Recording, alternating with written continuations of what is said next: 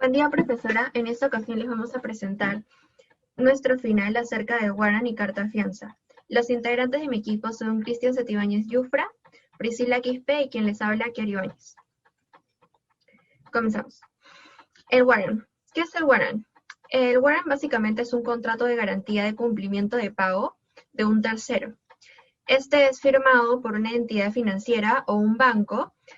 Y bueno, este es representado en un documento emitido por dicho banco o entidad financiera a favor de un acreedor. Esta carta significa, o acredita, mejor dicho, que si es que el tercero no llegara a pagar sus obligaciones, el banco es el responsable o la persona que será a cargo.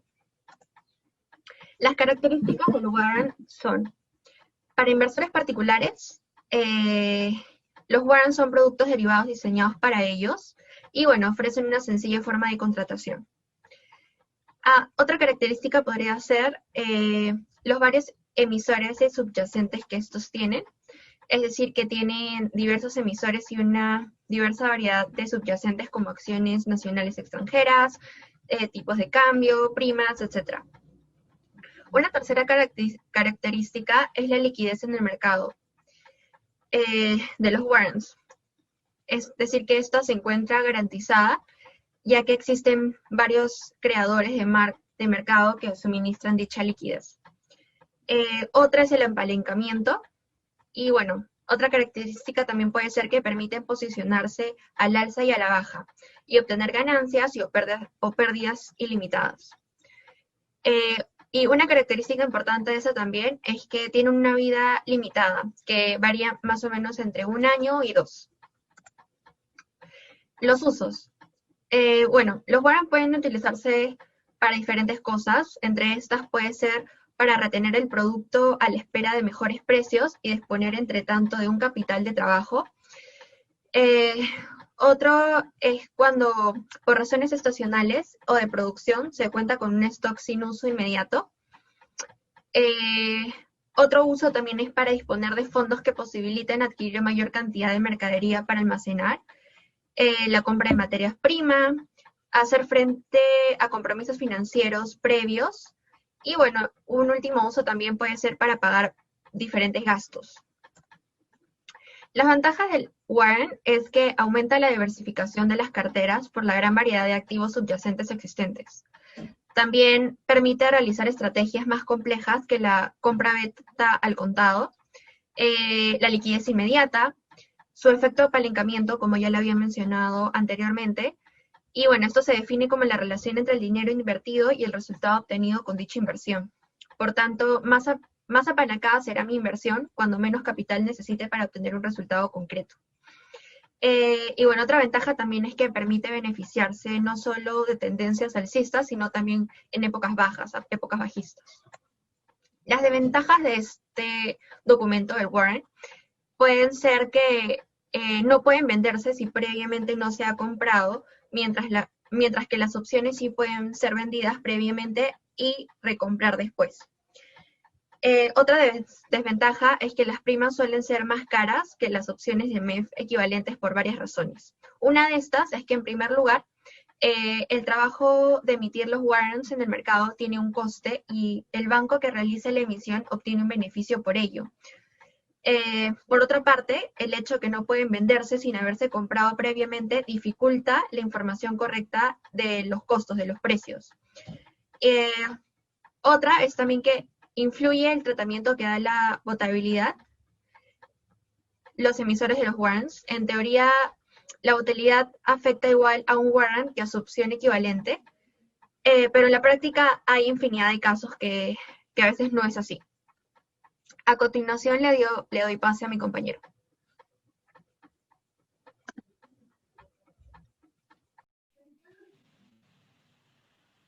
Buenas noches, profesora Olga. Yo voy a seguir con la exposición de mi grupo respecto a lo que es la carta fianza. ¿Ok? Bueno, antes de continuar, quiero hacer un poquito de énfasis en lo que es una breve introducción para lo que es la carta fianza. ¿Le puedes dar la siguiente PPT, por favor? Sí, gracias. Ok. Se sabe, como usted bien nos explicó en clase, en lo que es comercio internacional, se manejan grandes cantidades de dinero, ¿no? De las operaciones. Es por ello que dentro del proceso, ¿no? De exportación e importación, donde bien el comprador está en un país y el vendedor en otro y viceversa, existe gran motivo de preocupación e incertidumbre debido no solo al desconocimiento de los contratantes, ¿no? Sino también a las diferentes legislaciones. Es por ello que gracias a la existencia de las formas y medios de pago que usted bien nos enseñó, las tangibles e intangibles, ¿no? Como eso nos permite aumentar la confianza, reducir costos y riesgos, ¿no? Los cuales se representan en miles de millones de dólares, ¿no? Esto nos ofrece protección y múltiples beneficios tanto al exportador como al importador. Siguiente, por favor. Ok, ahora voy a hacer como que un desgregue de todo lo que usted nos ha enseñado en lo que es el ciclo hasta llegar a lo que es la carta fianza, pues, ¿no? Primero empezamos con lo que son la clasificación de los medios de pago, ¿no? Usted nos dijo que podíamos, había mayor seguridad, pero también había mayor costo, ¿no? O sea, son directamente proporcionales en lo que es la carta de crédito, créditos documentarios y las cobranzas documentarias, ¿ok? Ahora, también en lo que es la carta de crédito y cobranzas documentarias, hay participación directa del banco, ¿ok? O sea, se trabaja con bancos de primer piso, ¿ok? Y respecto a lo que es, hay menor seguridad y menor costo, están las transferencias internacionales, los giros o cheques sobre el exterior, donde la participación del banco es indirecta. Vamos a hacer énfasis en este punto de aquí, en el que es la carta de crédito, crédito documentario, porque eso nos va a llevar a lo que es la carta fianza.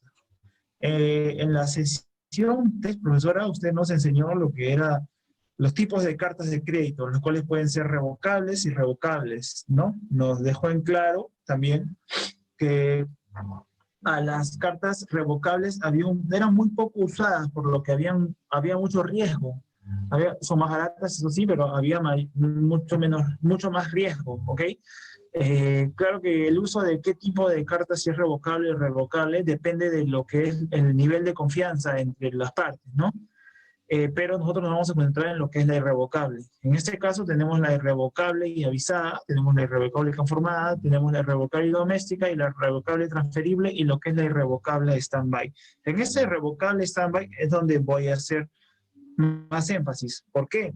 Porque es una carta que genera desconfianza, o sea que se acude a esta carta solo cuando hay un problema. O sea, digamos, tú tienes que analizar a tu cliente y si tu cliente es desconfiado, ok, va a la carta, ¿no? Porque esta carta es riesgosa para el importador porque genera desconfianza. Y bueno, le conviene más al exportador porque sí o sí va a recibir su dinero, pero si es que el importador no paga, ahí la va a pasar mal el importador porque tiene demasiado en contra. ¿Ok? ¿Por qué le toco el tema de lo que es la carta irrevocable stand-by? Porque la naturaleza jurídica de esta carta es muy similar a lo que es la carta fianza, ¿no? Solo que una es más para lo que es internacional, como es el caso del irrevocable stand-by. En el caso de la carta fianza, es algo cuando se trabaja a nivel nacional, ¿ok? Con el Estado, ¿no? Aquí la reciprocidad es muy grande, ¿no? Siguiente, por favor, Priscila. Siguiente, ya, ok, gracias. Bueno, la carta fianza, como ahí tienen un ejemplo de lo que es una carta fianza del Banco de Comercio, ¿no? La carta fianza, profundizando un poquito más, es un contrato de garantía de cumplimiento, ¿no? De un banco, ¿no? Firmado entre una entidad y el comprador en este caso, ¿no? O sea, si es que la entidad financiera es la que va a pagar la compra del deudor, ¿ok? En este documento representado, a través de esta carta se garantiza que el deudor no puede pagar sus obligaciones obligaciones, como le dije anteriormente, el banco se hará cargo, ¿no? Ahí tienes, ahí tiene profesora un modelo, como le dije, de una carta de crédito, perdón, de una carta fianza, ¿ok? Como puede observar es a nivel nacional, ahí está el Banco de Comercio, que es un banco que ejerce aquí en Perú, ¿no? Ahora voy a hablarle rápidamente de un resumen de lo que es la historia de la carta de fianza, ¿ok? Bueno, este es un resumen de los resúmenes, profesora, por eso es que yo sé que en una PPT no va mucho texto, pero aquí he visto necesario incluir todos estos datos que los considero muy relevantes, ¿no? Bueno, el uso de la carta de crédito comenzó en el siglo XIX, ¿ok? Lo que es la carta de crédito, ojo. O sea, su generalización como un mecanismo para el pago de obligaciones derivadas del comercio internacional se produjo a finales del siglo XIX y las primeras 2 décadas del siglo XX, ¿ok? Pero era algo muy general, ¿ok? Esto llevó a la necesidad de buscar normas y usos uniformes para como que esas cartas de crédito separarlas, ¿no? Como les he explicado anteriormente, tenemos las revocables y las irrevocables, y en las irrevocables tenemos todas las que he mencionado anteriormente, ¿ok? Bueno, en este caso, el primer conjunto de reglas uniformes en materia de créditos documentarios y adoptados hoy en día en la mayoría de los países, ¿ok? Se dio entre los años 1951, 1962, 1934 y 1993, ¿no? Que es actualmente vigente. Esa legislación es actualmente vigente, conocida como la Publicación 500, ¿no? Bueno, dicha publicación establece en el artículo 1 que las reglas y usos uniformes para créditos documentarios, ¿no? A través de la revisión de 1993, por la Cámara de Comercio. Deberán aplicarse a todos los créditos documentarios, ¿ok? O sea que son leyes que se cumplen, que sí o sí se cumplen. Quizá algunas enfatizan en algunos puntos, pero son leyes que de acuerdo a esa entidad tienen que cumplirse sí o sí. Aquí podemos observar algunas de las entidades que le he mencionado, ¿no? Lo que es la Cámara de Comercio, ¿ok? Y esa es la famosa ley, pues, ¿no? Eso es respecto a la historia, profesora. ¿Le puedes dar siguiente, por fin? Ok. Respecto a lo que son las características, se puede otorgar cartas fianzas puntuales, ¿no? O líneas de crediticias, las cuales son vigentes hasta 1 año, ¿ok? Y son renovables también. Las cartas pueden ser en diferentes divisas, pueden ser en dólares o pueden ser en soles, ¿ok?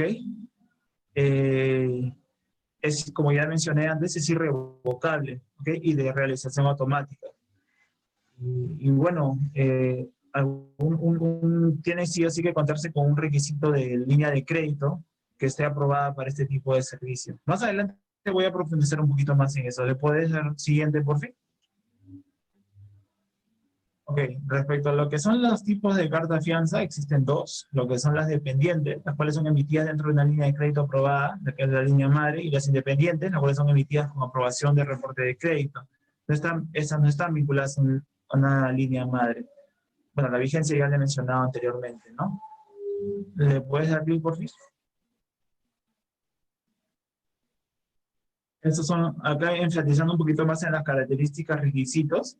Como les decía antes, se requiere tener una cuenta corriente, también tiene que contar con una línea de crédito aprobada para este servicio, se tiene que llenar la solicitud de una carta fianza, llenar un pagaré a favor del fiador, contar con un contrato de marco para emisión de carta de fianza debidamente firmado y presentar los documentos que el fiador solicite. Siguiente, por favor. Respecto a lo que son los usos, las cartas fianzas se utilizan, como usted bien nos explicó, ¿no? Por personas jurídicas, ¿ok? Cuando se presentan a una licitación o un concurso público, ¿no? Por ejemplo, bueno, como esto es a nivel nacional, imagínate que hay una obra, ¿no? Que se presentan varias empresas, por ejemplo, un tramo de una carretera, por ejemplo. Ahí es una licitación, ¿no? Normalmente el contratante no conoce a sus proveedores, y para asegurarse, ¿no?, que le van a pagar y viceversa, se utilizan este tipo de documentos, ¿no?, en donde se garantiza el mantenimiento de la oferta hasta la firma del contrato, porque es obvio que es irrevocable, ¿no? Te ayuda a ejecutar obras contratadas con tercero, ¿no? Te ayuda también a lo que es la coordinación de tu mercadería y te garantiza los cumplimientos de pago con tu acreedor, ¿no? Esos son los principales usos de la carta de fianza. Siguiente, por favor. Bueno, las ventajas es que hay liquidez, ¿no? Te brinda liquidez, te da flexibilidad en las coberturas y condiciones y favorece lo que es el desarrollo comercial de las empresas, ¿no? Porque les garantiza lo que es la oferta de sus productos y el cumplimiento de tus contratos, ¿no? Tú no estás con la incertidumbre de que te va a pagar, no te va a pagar, ¿no? Porque esto, como le expliqué inicialmente, beneficia más que nada al que brinda el servicio, ¿no? A quien consume el servicio sí le causa cierto riesgo, porque sí o sí tiene que cumplir. Siguiente, por favor. Bueno, y las desventajas, que como también indiqué inicialmente, es el medio de pago más caro, en lo que es el comercio internacional, ¿no?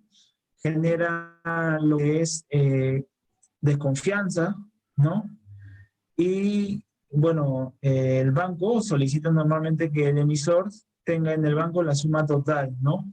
De lo que, del bien que tenga a disposición o avales suficientes, ¿no?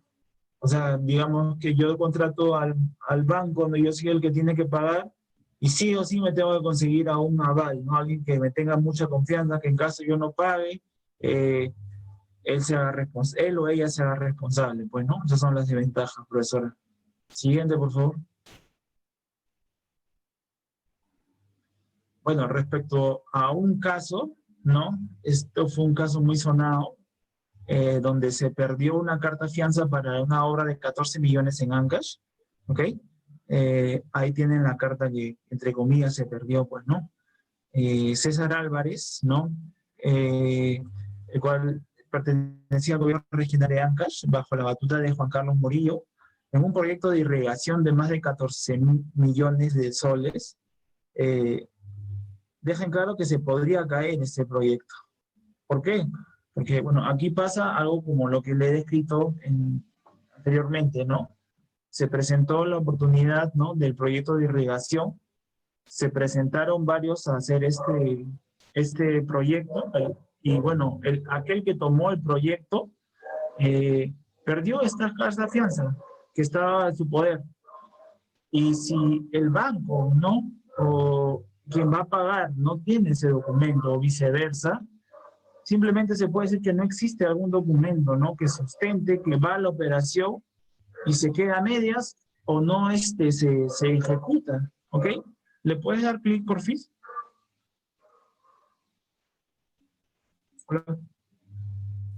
Siguiente, por favor. Ok, acá profundiza un poco. No, anterior. Ajá. Aquí profundiza un poquito más de lo que es lo que pasó del caso, ¿no? Aquí vemos a este señor, ¿no? ¿Cuál es el gerente que perdió la carta fianza, ¿no? Y bueno, aquí hago énfasis, ¿no?, en que el señor es Rafael Poma, gerente regional de administrador, el cual ha sido sindicado como el responsable de la pérdida, ya que los que custodiaban esa documentación estaban bajo su jefatura directa, ¿no? Cuando se le intentó ubicarse a este señor, tenía el celular apagado, no se le podía contactar. Entonces, si no se ubica esta carta fianza, este proyecto de 14 millones de soles tendría dos opciones: o no ejecutarse hasta que se haga una nueva licitación, lo cual toma meses, ¿no? Y detiene como que toda la inversión, pero no es pérdida. O se realiza una regularización, ¿ok? Pero acá hacemos énfasis a la importancia de lo que es la carta fianza, pues, ¿no? Y qué es lo que pasa si se pierde, ¿no? A continuación, mi compañera Priscila le va a explicar lo que son las conclusiones, tanto del Warrant, de la carta fianza y un caso de Warrant, ¿no? Muchas gracias, profesora, por todo. Buenas noches, profesora. En esta oportunidad vamos a hablar acerca de la historia del warrant. En sí es el vocablo warrant, se refiere en nuestro país al título valor relacionado con las operaciones de guarda y conservación a la mercadería que se practican dentro del régimen correspondiente a los almacenes generales de depósito.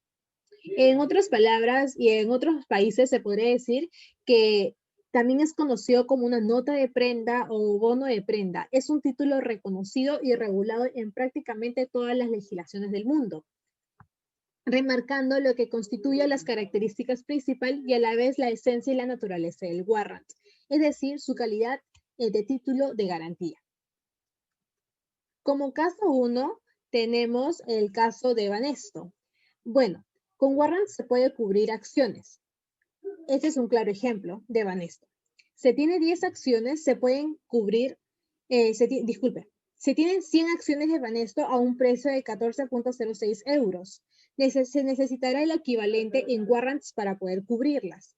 El warrant Banesto put con un strike de 16, con un ratio de 0.5 y un vencimiento del 2003 del 2008. Al tener un ratio de 0.5 se necesitarían 200 warrants para hacer la cobertura de las 100 acciones. El precio de warrant de 1.44 euros multiplicado con los 200 warrants sería un total de inversión en warrants de 288 euros. Con los 288 euros te cubrirían parte de un total de inversión, te cubrían con las partes de las caídas sobre las 100 acciones de Banesto, que equivalen a 1.046 euros. En el caso que Banesto se mantenga en el precio actual o suba, lo máximo que puede perder con la cobertura del warrant sería 288 euros. Tenemos que tener presente que el plazo de cobertura es hasta marzo de 2008, momento en el que vence el warrant. Ahora vamos a ver una breve de los sujetos al warrant, que vendrían a ser 3.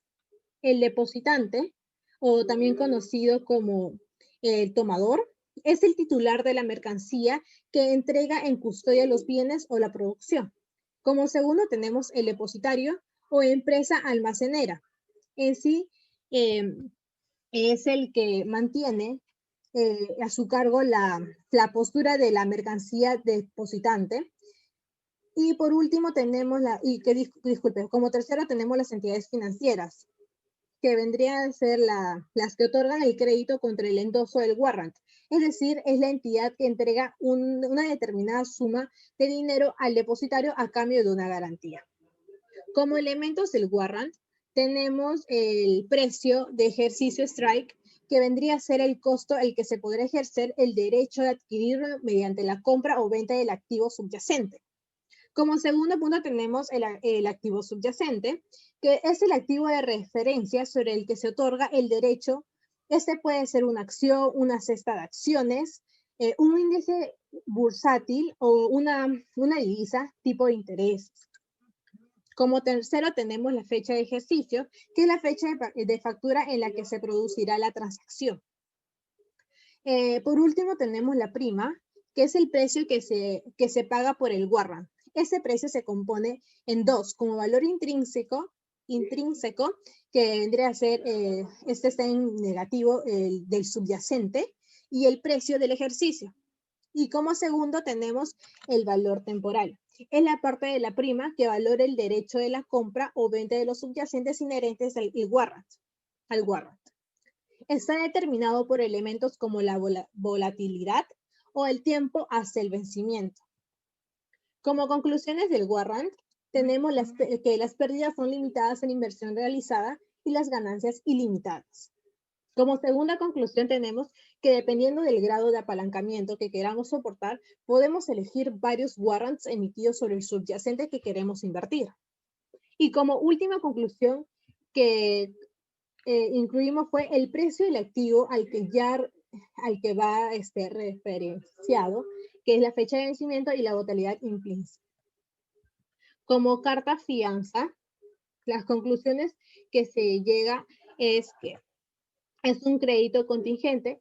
Es un crédito contingente con cercanía e identidad conceptual al Standby Letters of Credit de acuerdo a la regulación del ISP 98 de la ICC, debiendo, por tanto, transcurrirse los conceptos de fondo de estas figuras para entenderlos, los cuales son: el primero vendría a ser la garantía del primer requerimiento, exigible en forma inmediata, incondicional y no accesoria. El segundo vendría a ser el emisor no verifica el cumplimiento del garantizado hasta por un monto detallado en el texto de la garantía, con una vigencia determinada. Exigibles en un lugar con una formalidad determinada, tiene que ser una normativa determinada permitiendo estándares internacionales, como la ISP 98 o la URDG 758, la cual, otra que llegamos es que la emite unilateralmente la entidad de pedido de clientes, el deudor garantizado a favor de un beneficiario o beneficiario, y que todos tenemos que tener claro que no es un contrato. Eso sería todo. Muchas gracias.